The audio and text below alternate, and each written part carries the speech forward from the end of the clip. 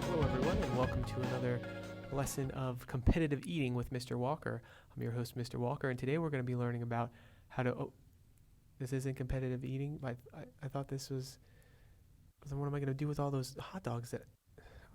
I guess that explains the place value chart anyway. Alright, so evidently this is another math lesson with Mr. Walker. So thank you guys so much for joining me today. Today we're going to be talking about a couple different things, still building on our knowledge of place value and taking what we know about the place value chart. So far we've used place value chart to kind of move between numbers, to rename numbers, to compare numbers, to even to some extent to round numbers. And today we're going to be using it to actually add numbers. So that's our next goal for today. So in the past, when you were adding numbers, you're probably doing something called regrouping, right? Where you added numbers up, you carried the one, you added your next column of numbers up, and all of that is still going to be true. And that's still going to be a strategy that you can definitely use. But today we're going to see kind of like the behind the scenes of why that actually works. And we're going to be regrouping numbers like we had done in a previous lesson. Grouping maybe 10 tens into 100 or 10 hundreds into 1,000 and so on and so forth. So we're going to be still doing that regrouping. We're just going to kind of be taking a deeper look at why it works and comparing it with two different models and two different strategies that we're going to be using as well. So I'm not saying you can't use any of the strategies that you've previously learned to add, but you're going to be learning some of the other ways that, number one, how it works, and some other ways that we can kind of lay it out and do some problem solving that way. So one thing I do want to point out to you real quick is a new kind of vocabulary term, if you will. And since I said vocabulary term, you know what that means. Math vocabulary. It's math vocabulary time. So this would be something that would be very important for you to write down into your math glossary, your math notebook. Keep it somewhere so we can refer back to it if we need to. But the word today is going to be tape diagram. All right. And what a tape diagram is, it's a way for us to kind of draw out a problem so that we can see what it is that we're trying to solve for and really see what it is that we're trying to do in the problem. Kind of lays out our thoughts that way. I really like it because it helps me to organize my thoughts. I like to draw something out and map it out so I can see where I need to go, and that's exactly what a tape diagram allows me to do. Now, why they call it a tape diagram, I'm not 100% sure, but basically it comes down to something like this. So let's say I was trying to add 2 plus 2, 2 plus 2, okay? And I'm not sure what that means. So the first thing I'm going to do is I'm going to draw a chunk to represent 2 and another rectangular chunk here to represent the other 2. Okay, so this is 2 and this is 2. So the way I like to think of it is like they're pieces of tape, right? When you pull off tape and you're like sticking it down to represent your numbers. Okay, so 2 plus 2, and what we're looking to try to find is what the answer to that is. So I'm going to write A for the answer. So 2 plus 2 equals what? Okay, so that's my tape diagram. I'm basically just using shapes, using these rectangles to help me lay out my problem. Now, one new thing that you might not have seen before is this here. I used a letter in math. Isn't that crazy? So that letter, we call that a variable. And what that stands for is, well, I think I'm getting ahead of myself. Cue the music. Math vocabulary. That's right, 2 math vocabulary terms in one video. Crazy, I know, hold on to yourselves, right? So this is a variable. What a variable is when we use a letter to stand in for something that we don't know. So I had my 2 plus 2. I didn't know what my answer was, so I just put A for answer. Now I can look at this and I can go 2 plus 2 more would be 3, 4. So my answer would be 4. So I can go ahead and write that answer right over the top. But in the meantime, when I'm still trying to figure out what that answer is, I can use A. I could use that variable to as like a placeholder so I know what I'm looking for, okay? So this is a tape diagram, okay? We use it to figure out the pieces to our problem and how we want to set up the problem and how we want to solve it. This is a variable. This variable represents an unknown number, okay? And then we solved for that unknown number, so we got our answer of 4. So a couple new terms coming at you, a couple things you're going to be seeing as we go through adding and subtracting today and doing some problem solving. So 2 more quick tips I want to point out real quick is that, again, this is new. This is something we're going to be using, so I want you to follow along and do this with me today while you're watching the video. But if you know your other strategies that you have in place, I'm not saying those strategies are off limits, but it would really be helpful to learn this one as well. Just have another trick in your bag, okay? Another piece to the arsenal. Something else that you can use to help you problem solve is never a bad thing to have, right? So don't be afraid of this. Use it. It's helpful. Trust me, okay? It's really helped me a lot. Second thing I want to point out is when we're adding and subtracting, just to do a review, today we're only going to be adding, but you always want to go left to right, okay? So we're not going to start over here in the 100,000s and go backwards. We always want to start in our ones, start from the left and work our way to the right, okay? Too many times I see that's the first mistake that students make, or that even I make sometimes, is I try to go the other way because we're used to reading from left to right, okay? But in math, when we're adding and or subtracting, we're going to go from the right and we're going to work our way to the left, okay? So keep that in mind as we go through the problems today. All right, so I'm going to go through a couple different examples today for adding problems. We're going to be using the place value organizer here, the place value chart, to help us out when we're adding. So you need to make sure you have one of these ready to go. If you want to use your place value discs and stuff, you can as well, but I'm just going to draw them in for today. It's much easier that way, but it's totally up to you. So you're going to need your place value chart, which is available in the contents to this lesson, so make sure you grab that. Over here, I'm going to be doing those tape diagrams, okay? So you're going to see that strategy over here. In the middle, like I said, we're going to be using place value, and then over here, I'm going to be writing the problems vertically, like the way we traditionally see it, and the way we're still going to see it when we're working with adding and subtracting numbers. Vertically just means I'm going to stack the numbers on top of each other, okay? Sometimes you see it represented horizontally, like 2 plus 2 equals 4. That's horizontally, right? It's going across. Vertically would be 2 plus 2 equals 4, okay? So we're going to be representing them vertically over here. So you're going to see the problem here. We're going to work it out in place value here. We're going to use our tape diagram to help us keep all our information organized over here. So you're going to see how those three things come together. And I want to encourage you to be following along and keeping track of all three things as well on your side of things. Okay, so here's the first problem we're going to start out with, okay? What I want you to do, I want you to read this problem out loud. Write it down first. Read it out loud, whether you're reading it to your learning guide or somebody sitting next to you, stuffed animal, something like that. Read each number out loud and figure out what it is that this problem is asking us to do. All right, awesome. So we have 3,134, okay? This is our thousands period, 3,134 plus 2,493. So these are the two numbers that we're going to be adding together, okay? And we know that because of the way they're drawn here vertically, and we have our addition sign right here. I'm going to take this problem, I'm going to transfer it over here to our tape diagram so we can see that how a tape diagram can help us to model this and to kind of see it visually, okay? So what are the two parts that we're adding in this problem? Right, we're adding the 3,134 and the 2,493. So what I'm going to do for my tape diagram side of things is I'm going to draw two rectangles, okay? One rectangle here, one rectangle here. Now, you can draw them relative to the size of the number. So if it's a bigger number, you can draw it bigger. If it's a smaller number, you can draw it smaller. These are pretty close, so I'm just kind of estimating the size of my rectangles. It doesn't really matter, but if it helps you visually to see things that way, you can definitely draw them that way. So in this box here, I'm going to write my 3,134. And in this box, I'm going to write my other number of 2,493. Okay, so those are the two numbers that I'm working with today, and my goal is to find out what their answer is, right? What they make when we add them up together. What is the whole part that we're looking for here? Okay, so I use that A, that variable, to tell me what I'm looking for, which is these two numbers added up. So these two numbers together are going to equal A, all right? Easy enough. Again, this tape diagram just helps me to kind of visually see what I'm doing. I can still line it up vertically this way. I can still use that to help me, and I could also use this to help me to organize my thoughts as well. So you kind of got two things working for you and working with you here to help you solve the problem. All right, so what I'm going to do first is I'm going to represent both of these numbers in my place value chart. Okay, I'm going to draw one number up here at the top, other one here kind of towards the bottom. So what I want you guys to do is represent these two numbers on your place value chart. Go ahead and draw in your thousands, hundreds, tens, and ones for both of those numbers, and then look back at mine and we'll check it together, okay?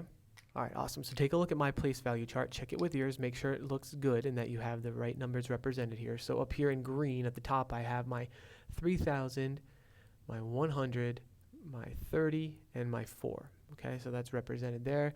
My bottom number I have as 2,493. Okay, that's how I represented both of my numbers there. So make sure you have the same thing going on. All right, when we're adding these together now, I'm going to start with my ones. I'm going to work my way from right to left, okay? And when we're looking at our ones and we add them together, so I have 4 ones from my first number and I have 3 ones from my second number. So 1, 2, 3, 4, 5, 6, 7. I have a total of 7 ones, okay? Easy enough so far. So I'm actually going to write that over here, okay, for my 7 ones. Perfect. Now, if I look at my tens, I have 1, 2, 3, 4, 5, 6, 7, 8, 9, 10, 11, 12. I have 12 tens. Well, I can't really just write like a 12 in here, right? That's going to make my number look kind of silly. So what I'm going to do instead is I'm going to regroup these tens, and because I know that, and we've done in previous lessons, I know that 10 tens is going to be the same as 100. So I'm going to count out 10 of these tens. So I have 1, 2, 3, 4, 5, 6, 7, 8, 9, 10. Let's see if I take these guys here. Okay, 1, 2, 3, 4, 5, 6, 7, 8, 9, 10. I have 10 of those 10s, and I could bring them over here to make one more 100, okay? So right now what this is telling me is I only have 2 10s left over, so I'm going to write those 2 10s right here, but I had to move 100 over here, right? I had to move that group of 10 over here as 100. So I'm going to write down 1 here so I don't forget to add in that extra 100. Now I know in the past you guys have probably carried a 1 up here, which is fine too. But for the sake of consistency and just to keep me aware of what I'm doing, I'm putting the 1 down there so I remember, because it kind of follows along with what I'm doing here. So now with my hundreds, I could do 1, 2, 3, 4, 5, 6. Okay, so my hundreds are going to be 6. Again, I could do 1, 2, 3, 4, 5, and 6. I could count over here vertically if I wanted to, but we're kind of using the place value to help us out, to show us why this is working. All right, so my hundreds are all taken care of. We move to my thousands. I have 1, 2, 3, 4, 5 thousands. So my answer is going to be 5,627. I had to regroup my tens over here to an extra 100. I just made sure I wrote it down over here so I didn't forget, okay? Pretty easy so far. So I know now, having my tape diagram as a visual here, if I add those two numbers together, combine them into like one piece basically, I am going to get 5,627. So this again just helps me to see it visually, okay? So this is kind of the behind the scenes, what's taking place in the place value, and this is our vertical problem solving over here. Hopefully this is all kind of making sense and coming together for you. So not too bad, right? Not too bad. Let's take a look at another example and see how else we can use these 3 different kind of strategies here, how we can use them together to help us solve a problem. All right, guys, so for this example, we have 2 numbers here that we're adding together, one in pink, one in blue. I have set them up vertically over here. What I want you guys to do first is read those 2 numbers out loud, whether it's to your learning guide or your cat or your dog, goldfish, whatever it is. Read those 2 numbers out loud, and then we'll come back together and check them. Okay, so if I was going to read these numbers out loud, I would read them as 40,762. Thousands period, right? 40,762. This would be 30,473. Again, 30,473. So these are the 2 numbers that I'm trying to add. So I'm going to take them over here and I'm going to put them in a tape diagram now so I can just kind of visually represent what those 2 numbers are going to look like and what my variable, what it is I'm trying to solve for. So I want you guys to try it first. Once you've written it down, click continue in the video, and then we'll check back in with each other and make sure that we're on the same page. Okay, so I have my 2 numbers written in my tape diagram now. I've represented them with rectangles so I could see that these 2 pieces of the puzzle, basically, these 2 pieces of the problem, are going to add up to my answer, to my final sum, my total, right? I don't know what that is yet, so I'm just going to write A for now. But I know that when I add 40,762 and 30,473, I'm going to get my total, which I'm going to represent for right now as a variable of A, okay? So I'm getting my number represented a few different ways here, or my problem represented a few different ways here. What I'm going to do now is I'm going to represent each number in the place value chart, because that's going to show me how to add them and if there's any regrouping or anything that I need to do. So go ahead, take a second, draw your numbers in the place value chart, and then we'll come back here and check together. All right, so I have both of my numbers now listed in my place value chart, or represented in my place value chart. I have my 40,000. No thousands, right, because I have zeros in both thousands places. I have my 700s, my 60, and my 2. I have my 30,473 listed here. So now I'm going to combine these. I'm going to add these together and see if there's any regrouping or anything that I have to do. Just looking at this, it looks like there's going to be a few I'm going to have to regroup. So let's see how it goes. So if I add up my ones, my 2 ones and my 3 ones, how many ones am I going to have? Well, 1, 2, 3, 4, 5. I'm going to have 5 ones. So I'm going to write that down here. I'm also going to write it over here on my vertical problem so I know that I have 5 ones, okay? Coming over here to the tens. Look at those tens. How many tens do I have altogether if I count them up? Well, I'm going to have 1, 2, 3, 4, 5, 6, 7, 8, 9, 10, 11, 12, 13. 13. So I definitely have a group of 10 here. So if I group those 10, go ahead right now on your place value chart. Show me how you would group those 10 and how you would bring them over and what you would be left with as far as your tens go. Go ahead and try that out, and then we'll come back together and take a look at it. All right, so if I was going to group my tens, right here I have 1, 2, 3, 4, 5, 6, 7, 8, 9, 10. So if I grouped these guys together, right, that'd be one group of 10 tens. So now I know that 10 tens makes 100, so I'm going to bring them over here, and I'm going to be adding in 100 over here, all right? Which means that I have 3 tens left over, so I have 3 tens here, but I can't forget to add in this extra 100. So I'm going to come back over here to my vertical problem. I'm going to put a 3 in my tens place, and I'm going to put a 1 right here so I don't forget to add that in when I go through my hundreds, okay? I just realized I drew this 100 a little bit big, so I don't want to confuse him for a 0, so I'm going to get him out of the way. I'm just going to write him up here again a little bit smaller so he doesn't confuse me. All right, so I did my tens. Tens are taken care of. So let's look at our hundreds here. How many hundreds do I have here in this place value chart? All right, perfect. Let's count them up. 1, 2, 3, 4, 5, 6, 7, 8, 9, 10, 11, 12. 12. So again, I have more than 10, so I know I can make at least one group of 10 here. So I'm going to group up some hundreds here. 1, 2, 3, 4, 5, 6, 7, 8, 9, 10. Okay. So that's how I would group my hundreds. 1, 2, 3, 4, 5, 6, 7, 8, 9, 10. And I know that 10 hundreds is going to give me 1,000. So I can put that guy over here. So how many hundreds do I have left? All right, I have 2 hundreds left. 2 hundreds left, but I made 1,000, right? So how can I represent that vertically on my problem over there? Well, I'm going to put a 2 right here. I didn't forget about that 1. I added it in when I was doing it over here, so that's great. But I am going to add a 1 here because I added 1,000 here, right? So that way I don't forget about it. It's important. I need to add them in.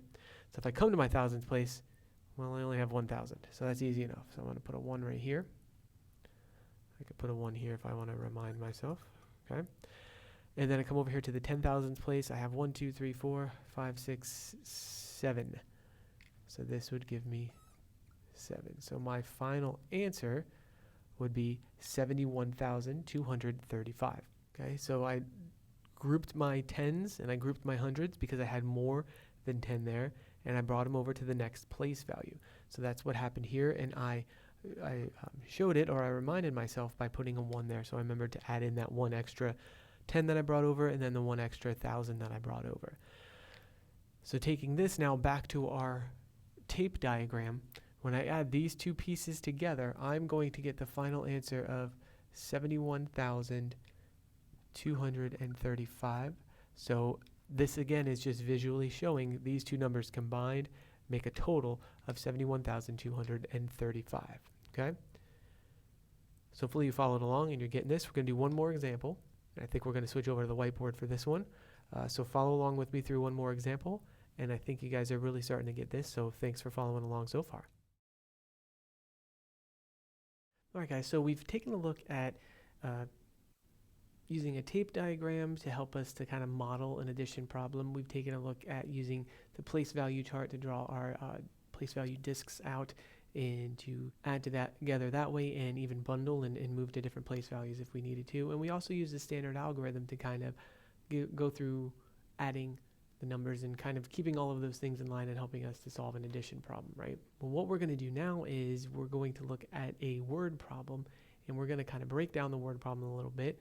We're going to use a tape diagram to help us model that word problem, and then we're going to use addition to help us find an answer to that problem.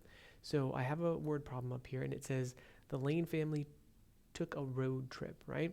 During the first week, they drove 907 miles. The second week, they drove the same amount as the first week plus an additional 297 miles. So how many miles did they drive during the second week? A lot going on in that problem. As always, I'm going to read it a second time because that helps me to maybe see something I didn't see the first time, or just to make sure that I read it the right way, right?